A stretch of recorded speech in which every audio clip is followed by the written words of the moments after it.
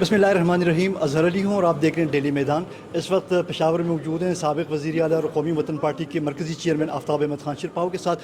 ان سے قومی وطن پارٹی کے مستقبل کی سیاست کے حوالے سے مختصر گفتگو کر رہے ہیں. شرپاؤ صاحب بڑی مہربانی سر یہ بتا دیں کہ پیپلز پارٹی کے حلقوں میں تواتر کے ساتھ یہ آوازیں اٹھ رہی ہیں. پچھلے دنوں بھی ان کی ایک میٹنگ میں ہم نے کور کیا, وہاں بھی یہی ان کی تمنا, ان کی دیرینہ خواہش ہے کہ شرپاؤ صاحب کے ساتھ کوئی ہمارے وہ جو اگر کوئی اختلافات ہیں بھی ان کو ختم کر ہم ایک ہو جائیں, تاکہ ان کی سیاست اور ہماری دونوں کی سیاست کے لیے ایک نیا وہ اٹھان پیدا ہو جائے. جبکہ آپ کی طرف سے مسلسل سرد مہری, تو اس کی وجہ کیا ہے؟ اختلافات کی اصل وجہ کیا ہے آپ کی اور پیپلز پارٹی میں اتنی دوریاں کیوں ہیں؟ نہیں, ان نے اگر میری تعریف کی ہے تو میں ان کا شکریہ ادا کرتا ہوں, لیکن سیاست ہم نے جو قدم رکھا ہے اور ہمارے ساتھ جو ساتھی ہے, ہم نے ایک نیشنلسٹ سٹانس لیا ہوا ہے اور اسی سٹانس کو ہم نے آگے بڑھانا ہے. اب وقت نہیں ہے کہ ہم دوبارہ اس کو ریورس کریں اور کسی اور اس کے اوپر نظریے کے اوپر چلیں. شرپاؤ صاحب, آپ وفاقی سیاست کر رہے تھے, آپ پیپلز پارٹی کے پلیٹ فارم میں رہے ہیں, اس کے بعد بھی جب آپ نے راہیں جدا کی تو پیپلز پارٹی شرپاؤ گروپ کے پلیٹ فارم سے پھر بھی قومی سیاست کرتے رہے. جب سے آپ نے قوم پرست سیاست میں آپ نے قدم رکھا ہے تو شاید خیبر پختونخوا کے عوام آپ کو بطور قومی لیڈر سمجھ رہے تھے اور آپ اپنے رول کو کم کر رہے ہیں.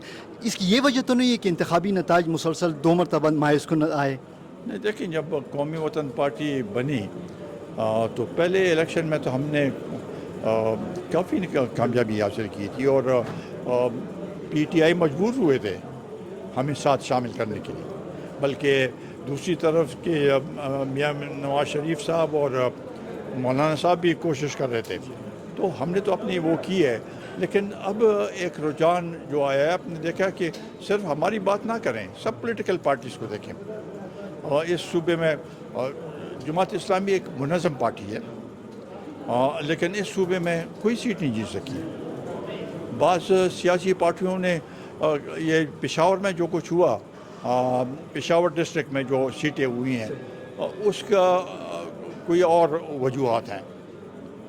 لیکن باقی آپ دیکھیں جتنی بھی ڈسٹرکٹس ہیں, چارسدہ, مردان, ثوابی, نوشہرہ, ملکان, سوات, ان سب میں آپ دیکھیں تو بالکل ایک ہی پارٹی ہے, کلین سویپ ہوا ہے. تو یہ ایک لہر تھی اور یہ لہر نے سب کو بہا دیا. میں پشاور کا اس لیے میں کہہ رہا ہوں کہ پشاور میں کچھ اور رد عمل تھے, کچھ اور عنصر تھے جس کی وجہ سے یہ کچھ انتخابی رزلٹ ایسے ہے. باقی اس طرف جائیں, کوارٹ میں بھی, باقی جگہوں میں بھی یہ صورتحال ہے. تو اس صوبے میں جب 115 میں سے 99 سیٹیں یہ جیتے ہیں, اور یہ جو پشاور والے اور یہ ان کو بھی شامل کریں تو یہ تو 105 106 سیٹیں بنتی ہیں.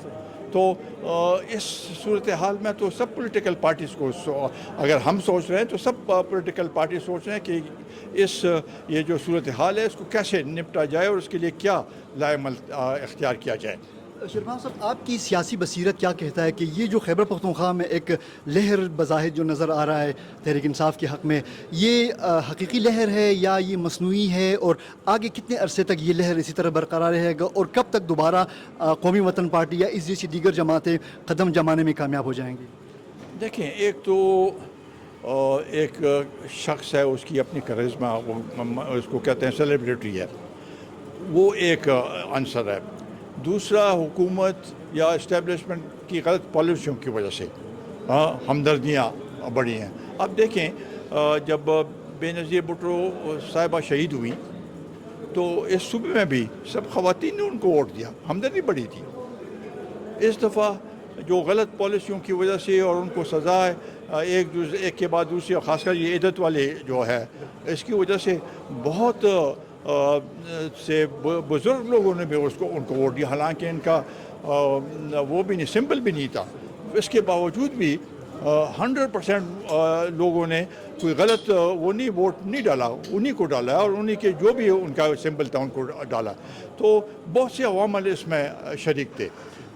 ساتھ ہی ساتھ جو باقی سیاسی پارٹیاں ہیں ان کی رد عمل, ان کی بھی وہ کرزما ان میں نہیں تھا, اور وہ آزمائے جا چکے تھے. جو مرکزی سطح پہ میں بات کر رہا ہوں, وہ بھی آزمائے جا چکے تھے.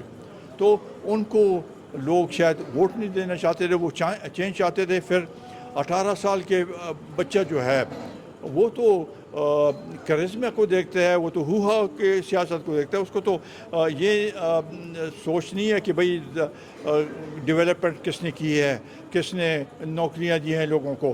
وہ تو کہتا ہے کہ ہاں بس یہ ایک سیلیبریٹی ہے، اسی کو ووٹ دو. شرپال صاحب، آخر سوال میرا ہے کہ مستقبل کے حوالے سے قومی وطن پارٹی کا سیاسی لائحہ عمل کیا ہوگا؟ آپ سولو فلائٹ کرے گی یا کسی سیاسی جماعت کے ساتھ الائنس؟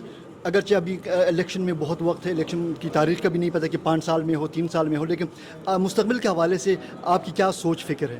لیکن پہلی بات تو یہ ہے کہ اپنے آپ کو پاؤں پہ مضبوط کھڑا کرنا.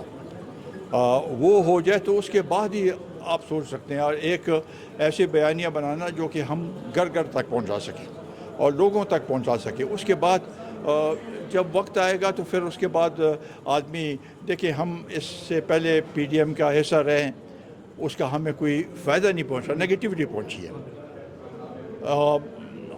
عمران خان کے ساتھ ہم رہے، اس کا ہمیں فائدہ نہیں پہنچا، نگیٹیوٹی پہنچی، جس کی وجہ سے دوسرے الیکشن میں ہمیں ہوگا. کیونکہ عمران خان اس وقت ہم تو کولیشن کے ان کے ساتھ پارٹنرز تھے، وہ کولیشن کی سیاست کو نہیں جانتا، وہ تو اپنی کرتا ہے. تو اور سنتا بھی جو بھی ان کو کچھ کہے کان میں اس کو ان کی بات سنتا ہے. تو اس کی وجہ سے وہ نقصان ہمیں ضرور ملا ہے. لیکن اب ہم یہ سمجھتے ہیں کہ پاؤں پہ کھڑے، مضبوط کھڑے ہو کے ایک لائحہ عمل تیار کر کے، ایک نظریہ تیار کر کے لوگوں تک پہنچ جائیں. اس کے بعد جب الائنس کی وقت آئے گی پھر دیکھیں گے کہ کس کے ساتھ یا الائنس کیا جائے یا نہ کیا جائے.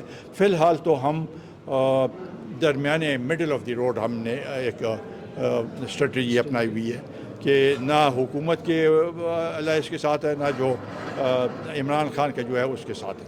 Thank you so much.